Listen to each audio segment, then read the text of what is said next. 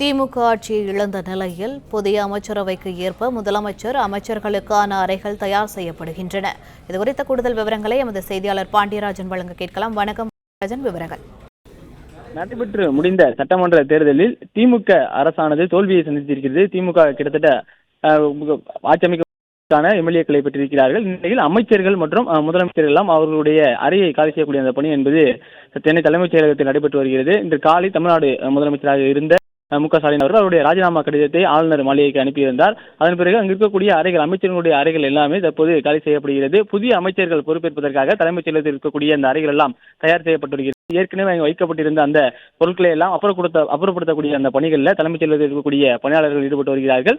இதனை தவிர்த்து அரசு சார்பில் வழங்கப்பட்டிருக்கக்கூடிய அந்த எம்எல்ஏ ஹாஸ்டல்ஸ் மற்றும் அவர்கள் அமைச்சர்கள் தங்கியிருக்கக்கூடிய அந்த இல்லங்கள் எல்லாமே அவர்கள் காலி செய்யக்கூடிய அந்த அறிவுறுத்தல் வழங்கப்பட்டிருக்கும். அவர்களும் அங்கு இருக்கக்கூடிய இடங்களை காலி செய்வதற்கான அந்த பணிகளும் தற்போது நடைபெற்று வருவதாக சொல்லப்பட்டிருக்கிறது. சென்னை தலைமைச் செயலகத்தில் அமைச்சர்கள் தங்கியிருந்த அறைகள் எல்லாம் மாற்றப்பட்டு புதிய அமைச்சரவை பொறுப்பேற்பதற்காக தற்போது தலைமைச் செயலகம் தயாராகி வருகிறது.